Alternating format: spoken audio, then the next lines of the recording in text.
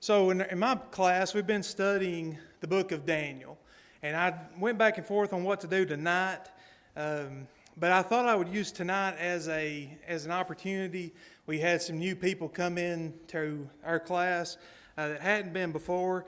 And I thought I'd go back to the first lesson I did in this class to kind of show how we got to the book of Daniel. And I think this lesson is information and good use for all of us, kind of bring it up to speed and a quick look, a very quick look, very brief look at the Old Testament. Let's see, Romans 15:4 says, "Whatever things were written before were written for our learning, that we, through the patience and comfort of the Scriptures, might have hope." So a few weeks ago, we had Brother Clarence DeLoach here, and he did a survey of the New Testament. If you didn't get a chance to hear that, if you were gone to Lads to Leaders, or it just happened not be here that day, I'd encourage you to listen to that lesson. It was very good. He did a great job going book by book and giving us good lessons from all that. This lesson will not be that. I don't have time for sure to go book by book, but we will go through some themes, look at some words to kind of give us a good overview of the Old Testament and what it was all about, just as Paul said here in Romans, that we can learn and that we can have a better understanding and a way to gain truths from the Scriptures.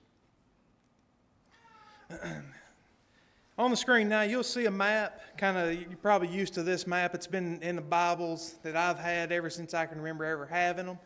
This, of course, is a very zoomed in shot of, if you look at a globe or an overall map of the world, this is a zoomed in shot of a very small piece of ground. But this is where the Old Testament basically all took place. In the circled area there now, that's Egypt. Of course, where the children of Israel were in Egypt for a while after Joseph was carried away. This next part here be the wilderness of Sinai, where they roamed for many years. This part here would be eventually the land of Canaan, the promised land, where the land of Israel would set up. Later, when we get to some of the later words that we'll be looking at and considering, this area will be the area I'm zoomed in on when you see that map at the later time. Up north, this big area here would be the area of the Assyrians, which come into role later in the books as God's rod of anger, his way of challenging or chastising his people. And then later, this will be the empire of Babylon. And then, of course, in the captivity, this would be the area of Babylon, where the Jewish people are taken away into captivity.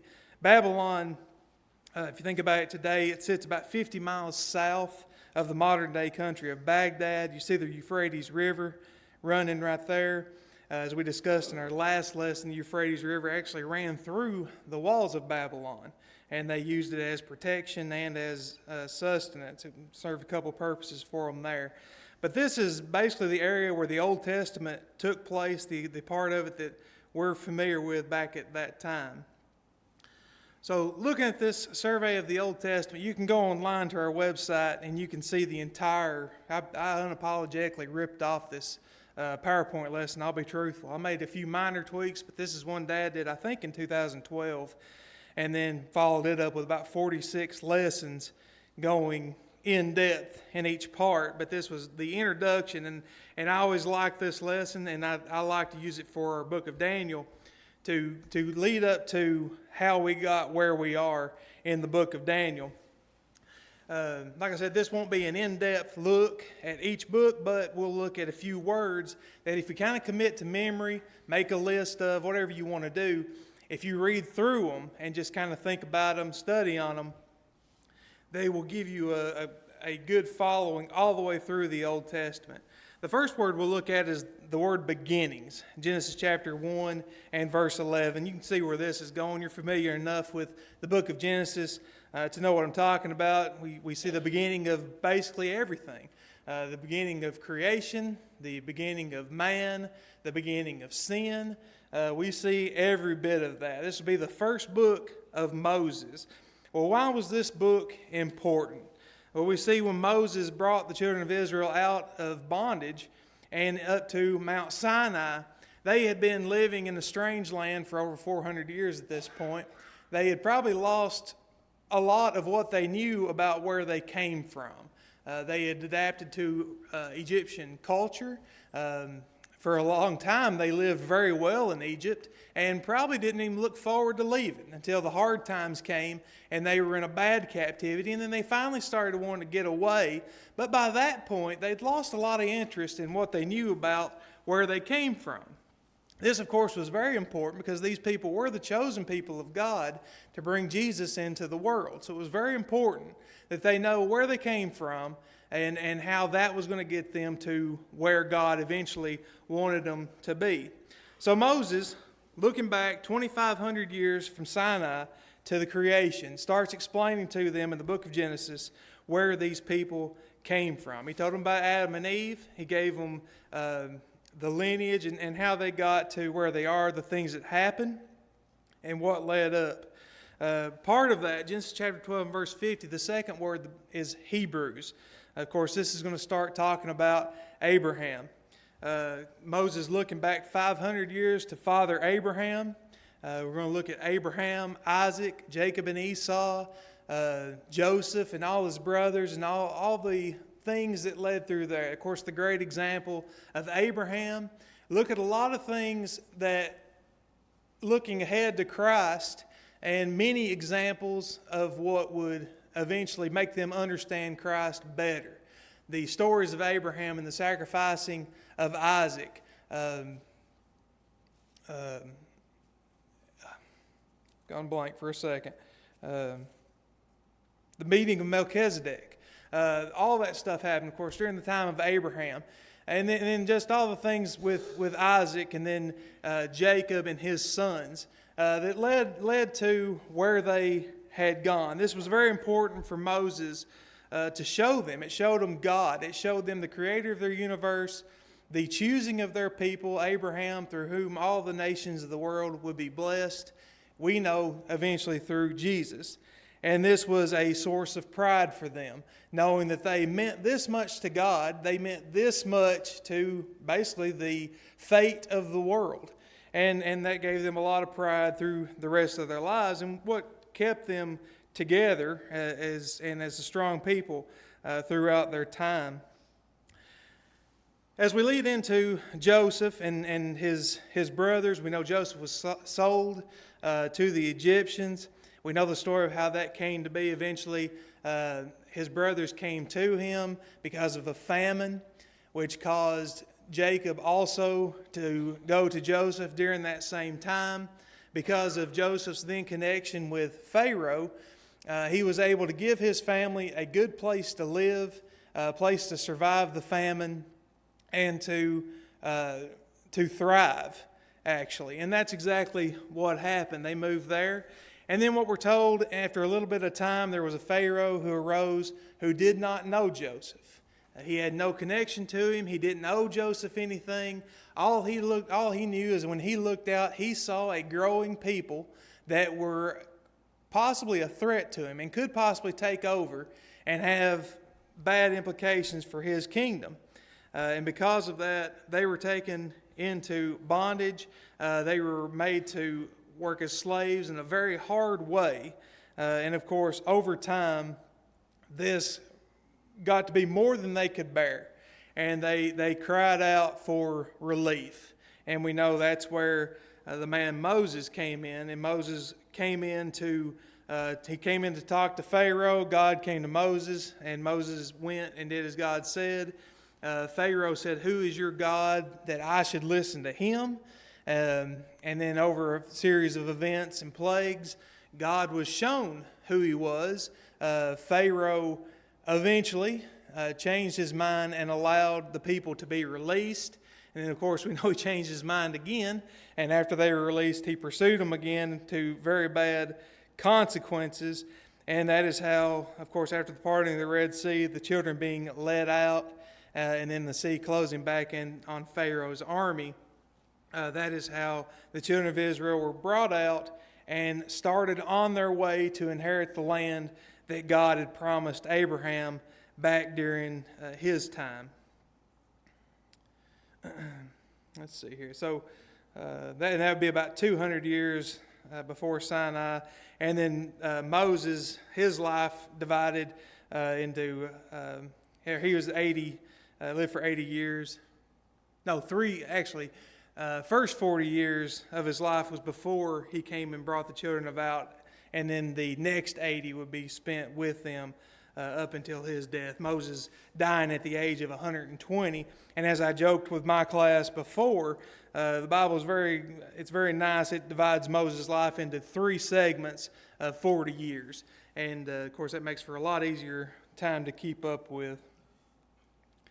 The next word we want to commit to memory would be the word wilderness. And we see that taking place during the time of Exodus chapter 20 and through Deuteronomy. You remember on that big map that I showed before, this is a blowed up section of that southernmost portion of it, Egypt there on the left. And then after they left Egypt, they went into this wilderness. The wilderness here was a very important place for them to be. It was a place they could be protected from invaders. You know, it was a place God, kind of an incubator that God could take the people into for a series. And the first idea was that they'd be there for a couple years. God would be able to teach them. They had been slaves up until this time, and He needed to teach them a lot of things. One of the things He needed to teach them was that they could trust Him. And we know while they were wandering in the wilderness, they were hungry and they complained, and God fed them with manna from heaven. And so they were given that manna, and by that they were to learn that when they had problems, just everyday problems and just the problems of life, God would provide and could provide. And so they went through a series of 2 years in the wilderness. And then it was time to inherit the promised land. Of course, we know exactly what happened. They went up to the promised land. They looked into the promised land, and they saw these giant people. They determined by looking at them that they were giants, and they themselves were grasshoppers. There was no way they could defeat this people. And so they just basically backed out and told Joshua, we can't do it. Joshua and Caleb said, we can do it. They didn't believe it. And because of that, God was angry, and that 2 years turned into 38 more years. They roamed in the wilderness for a total amount of 40 years. And during that 40 years, that generation was to die off, save for Joshua and Caleb. And then they were to learn their lesson and again, try again to enter into the promised land.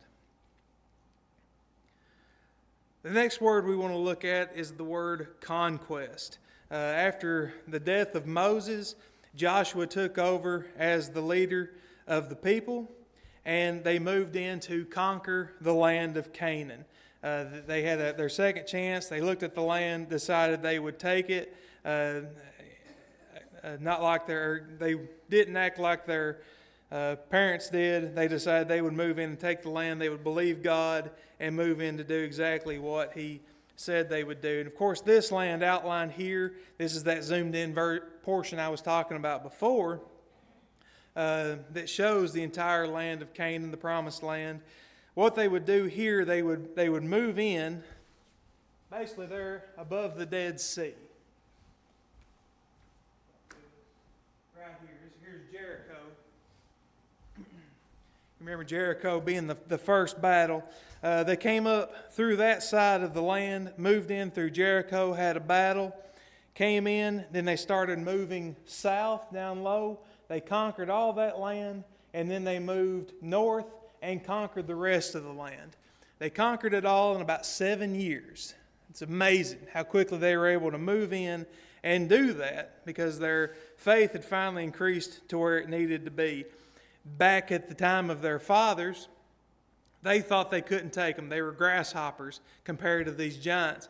But in just 7 years, these people were able to take this entire land, just as God had promised. And then we see here how it was divided up into the different tribes. Let's see. The next word we're going to look at is the word judges. This would be the word judges here. Not typically how we think of the word judges. These people were kind of more like deliverers. They're heroes, really. When you read the book of Judges, it's like reading a book of heroes coming in and saving the day. The children of Israel, of course, as we know throughout their entire history, when they conquered the land, they were riding high. They were as good as it could be. But over time, they lose that faith, they lose that luster, that zeal for God, and they start dipping. Well, when they start dipping, they're invaded, they're punished, and then a judge would rise up and deliver them out of the hand of their enemy. And that's what you kind of see. You kind of see a roller coaster here. 15 times, we see 15 judges are risen up. The children of Israel start up here, they dip down, they're rescued, they come up a little, they dip down, they come up a little. And you can see what my hand's doing. I'm never going back up here where we were. They rise a little, and then they fall more. They rise a little, and then they fall more. And that's how they go kind of over their time. But as that happens, and during this time we read about Samson, Gideon, Deborah, different ones like that. Great stories. A very good read if you want to read through and have a good study on that. During the time of the judges, of course, there was no king in Israel. God was their king, and God wanted it to remain that way. However, we know the story during the time of Samuel. The people looked around and they saw all the other nations around them. They were jealous. Those nations had kings. They had a man that they could put as their face, that they could go to and all that. They thought that was a good idea. They wanted the same thing. God warned them against that. You do not want a king. I am your king, and I am all that you need. He warned them, and it's no different then as it is today. It all sounds so familiar. If you bring in a king, he will tax you. We're very familiar with that. He will take your sons and he will send them to war, and he will make them work for the government. And we know that happens. And he'll take your daughters. They will become bakers and different things like that. You will grow tired of a king. He will lead to all kinds of problems. You have me, and that should be all that you need. The people heard, or I don't know which one you say, they heard or listened. They heard what was said. They didn't believe it. They didn't want it. They wanted a king. God told Samuel that the people had not rejected him. They had rejected God, and for him not to take it. And then eventually they would have their king. We see that the account of the United Kingdom in 1st and 2nd Samuel, 1st and 2nd Chronicles, chapters 1 through 9. We see that the first king that was anointed, we know, was Saul. He was brought in, and Saul was a good king at first. Did a lot of great things. Was a great man. Had a very, very good start. But we know over time he went downhill. And by the time it was done, we know the story. He was trying to kill David. He was trying to protect his throne and just doing all kinds of crazy things. And we remember what happened between him and David until ultimately Saul died. And eventually we know he was replaced with David. That David becoming king, of course, was very important. God declared at that time that every king that came to the people would be through the line of David. He cut off the line of Saul. There would be no more kings through his family. The rest would come through King David. After King David died, we know that Solomon came to the throne. I had a sermon on him not too long ago, if you remember. Solomon started off very well. He asked for wisdom, and he was rewarded for that with wisdom and also many riches. But of course, over time, Solomon, he liked to spend money. He liked to enjoy life and try to figure out life. And we know how that led to problems for him as well. He taxed the people very greatly in order to fund the building projects he wanted to do.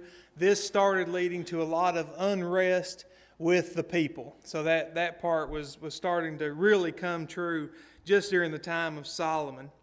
After Solomon died, of course, his son Rehoboam came to the throne. And as bad as Solomon was on his taxing, the people cried out. Rehoboam sought bad advice from his friends instead of people who were wise. And he told them that if they thought his father's taxes were bad, his were going to be much worse. And that's exactly what happened. Rehoboam led to even more unrest. And because of that, the people decided they did not want anything to do with Rehoboam. They came up with their own king, Jeroboam. And over a period of time, the United Kingdom, of course, would be split up. This would be the outline of that United Kingdom, how it existed. And then after Rehoboam and then Jeroboam came, a kingdom divided cannot stand. We know that from the Bible. And the kingdom did. It became divided. And we read about that also in 1st and 2nd Kings, and then 2nd Chronicles starting at chapter 10 through chapter 36. So we have the entire kingdom here. The kingdom here, the small box to the south, this would be the kingdom of Judah. This would be the one that we would be the most interested in throughout the rest of the Old Testament and into the New, because this tribe of Judah is the one that Jesus would eventually come from. So that would be the kingdom of Judah. The rest of the kingdom there would be the kingdom of Israel. Over time, after this division, the northern kingdom of Israel would last for about 200 more years, and then the Assyrians would come in and they would destroy the northern kingdom. The southern kingdom of Judah would last for about 300 more years, and then they would be taken away into captivity into Babylon. During this time, the northern kingdom, or before the destruction of these kingdoms, the northern kingdom would have a series of kings. All those kings would be bad. No good at all coming from any of them. The southern kingdom would have a series of kings as well. Some good, but mostly bad. Some really stand out as very good, but most would be bad. But like I said, in about 300 years, that southern kingdom would be taken away. And that leads us into our ninth word that we want to keep in mind, and that is the word captivity. This is the portion that we're talking about in my class right now. The books of Ezekiel and Daniel. This captivity is the captivity that was prophesied by Isaiah and Jeremiah. They give a lot of prophecy about that this would happen, what to expect during the captivity. Jeremiah tells them how long it's going to last, even. But the book of Daniel itself, basically it lasts the whole time of the captivity, and is a very good book to look at. Very interesting book, stories you're familiar with, and then a few chapters in there that'll really make you scratch your head wondering what in the world it's even talking about. During this captivity, there are three things that God has on his mind that he's trying to get accomplished. Just by reading the book of Daniel, you can see that. The first thing, of course, we know is the punishment. The people are being punished because of their bad ways. God wants them to turn. He wants them to learn from this punishment and then go back and be better people, just like in their history before. So punishment's one thing. That's the given. Actually not really talked about that much in the book of Daniel. Some, but the main thrust is two other things. Number one, God wants them to learn, not only them, but also He wants the Gentiles to learn that God is the one in charge of the world. He's in charge of kingdoms. He sets up kings and He removes kings, and people have no power other than what power God gives them. This is very evident in what He does for Nebuchadnezzar. as well as others, and shows his people as well as the Gentiles exactly who he is and that he is the one in charge. And then, of course, the third thing he wants to impress on them is the coming kingdom that will be later. There are going to be 4 kingdoms, Babylon being number 1, followed by the Medes and Persians, followed by the Greeks, followed by the Romans, and then during that time of the Romans, he would set up a kingdom that would last forever. And of course, we know that to be the kingdom of Jesus Christ. And that's going to be the main lesson he wants to drive home there. He doesn't mention the Greeks and the Romans, of course, by name, but looking back and what's given in those lessons, in those chapters, we have the benefit of looking back through history and seeing exactly what he was talking about. So that captivity that they're in at that time, learning these lessons, is going to last about 70 years. Let's see here. Okay, I guess I got to start clicking more. They were taken from the land of Israel over to Babylon. You can see that on the screen there. And then the last word we'll talk about is the word restoration. This happens during the time of Ezra, Nehemiah, and then, of course, the story of Esther is very, very important. After the Medes and the Persians take over, when Babylon falls about 50 years later, you see the story of Esther. It's a great story with a great twist. I recommend you read that one as well.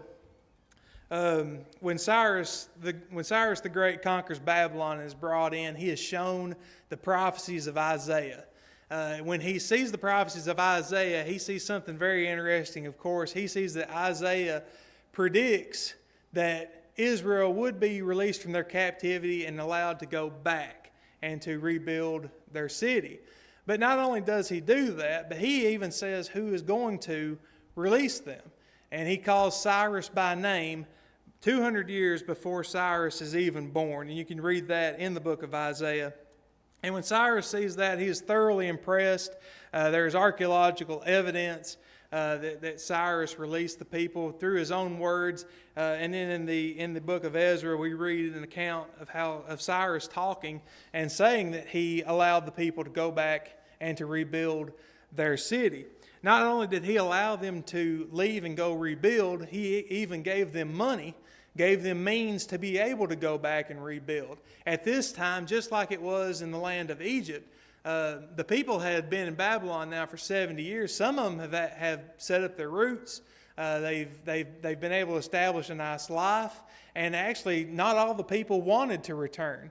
A small group wanted to go back, the more religious of them that longed to go back and to set up their temple. They were very, very patriotic and wanted to get the promise of God, their name and their heritage started back up again, and that's exactly what happened. Just as they were carried off in 3 different waves, they went back home in different waves. The first release, and then later there was a group that went back with Ezra, and then a group that went back with Nehemiah. And during the time of Nehemiah, we know that's when the temple finally started getting rebuilt. The foundation was laid for quite a while, but it was a long time before they actually got the walls built, and that would start happening after Nehemiah was returned. Interesting, just side note here, in Esther, Esther's account, or the account of her story would happen between the return of Ezra and the return of Nehemiah. It would be between those two, the waves of the people going back. All right, so that would be Babylon and then going back home to their land. All right. And then that brings us to the end of the Old Testament, basically. You've got the prophets, many different prophets. They're not listed in the Bible in chronological order. If you look at the books of the Old Testament, 39 books, they're not listed in order. They're more listed by theme. Some are in order, but then some are not. And you can get one of those Bibles that has them listed chronologically, and that helps and gives you a little better understanding, a little more of an idea of the chronological order of how it all happened. The Old Testament ends with the book of Malachi. Malachi died probably somewhere around the year 430 BC. And so I think Nehemiah died in 432, and then Malachi 430 or sometime in the 430s. And so if you read kind of anything and see that's when the Old Testament ended in 430, that's the best thing I could come up with. That would be around the time of the death of Malachi, and that's why they give it that year. So between the Old Testament and the New Testament in our Bibles, there's one page, but that one page, of course, covers 400 years in which the Bible is silent. Through history, we can see a lot of the things that happened during that 400 years. And when the New Testament opens there in the book of Matthew, we read a genealogy. The story of Jesus is told. However, I think the first story that happens is in Luke chapter 1, verses 5 and 11, and that would be when the angel appeared to the priest Zacharias and announced the birth of John the Baptist. This would be about the first thing that happens in the New Testament. After that 400 years of silence, the significance of all of that, Galatians 4:4, when the fullness of time had come, God sent forth His Son. So all these things had to transpire in the Old Testament. And then there was silence, which some things happened during that time too. Mainly the Greek and the Roman empires were two of the main things that happened during that 400 years. That paved the way for that fullness of time, for the perfect time for Jesus to come into the world. The whole point of the Old Testament, the whole point of the world is Jesus. And then I've got Daniel listed here for my class because during that 400 years, Daniel, in the prophecies that he gives a lot of information, and we'll study that in later chapters, about what some of the things that happened in that 400 years, that some things are just so pinpoint accurate, critics cannot believe that the book of Daniel was written before they actually happened and say it was written at a much later time than the book gives. So that's basically the conclusion of that lesson. Any questions or comments on that? I know there's a lot in just a little bit of time. Like I say, the rest of Dad's lessons, if you want to go back and watch those again on our website, you can open it up in YouTube from the website and be able to control it just like you're used to on any normal YouTube video. But all 47 of those lessons he did are there, and a lot of good information. The timeline I have up on the screen right now, I know you can't see it, but this is going to be more for illustration purposes than it is for specifics. This would be from the creation week all the way through basically today. It goes through the year 2000. Once you get past the New Testament time, some of those names that are written are basically some people you recognize with religion, like Martin Luther and things like that. It's a timeline showing some of the religious leaders of the past is basically what it boils down to. So this is basically from creation up until this time. The Bible itself cuts back and deals with the amount of time about right there. I chopped this is a little over 2/3 of the history of the world shown here. So from the New Testament till now is less than 1/3 of total human history. But this would be the timeline that the entire Bible would cover. Zooming in on that portion that the Bible itself covers, a little more blown up, you might be able to start picking out some words there, but not very many of them. A lot of them probably still lost. Let's see here. Right there, that circle, that's the theme of the whole Bible. That would be the area where Jesus came to be, somewhere around 3 or 4 BC up to about 30 AD would be the time that he lived. But the entire Bible revolves around that one moment in time. And when I say moment, I mean the life of Jesus, which is like snapping your fingers in the history of the world. But that's what it all led up to, what it was all pointing at through the whole time. Let's see where I went here. So I did the same thing again, but with from then till now. You can see where Jesus would land, basically right in the middle from where we are today. He's about right in the middle of all of it. If you look at the time of the Bible, I like this breakdown. It just kind of gives you a perspective. this blue square rectangle here I'm putting up, this is the time of the Bible that's covered by the Old Testament. You know, of the 66 books, 39 of the Old Testament, it would make sense that the Old Testament would cover the majority of all that time. The New Testament would be this little rectangle here, the 27 books of the New Testament. 39 versus 27, that's not really a ratio represented with these two rectangles. And then, of course, the intertestament period, that 400 years of silence, would be this green box that you see there. So that's Old Testament, the 400 years between, and then the small would be the New Testament. Now, this further breakdown I think is very interesting too. If you take that Old Testament rectangle there of time, this red is Genesis. And so you can see it covers most of that blue box that we had to begin with. And what's funny is the book of Genesis, that first 2,000 years, not much is said at all. The most of Genesis is actually a small amount of time, but it covers every bit of this. This next yellow box here we've got, that'll be Exodus, Leviticus, Numbers, and Deuteronomy. So that's 5 books of the Old Testament. That leaves us with 34 more. So the rest of that blue rectangle, you could divide it up into 34 more boxes, but it wouldn't make any sense if I even tried to do that. Most of them would be lines anyways. I've always liked that chart, thought it was interesting. Hope you do too, and I believe that is it. All right, thank you.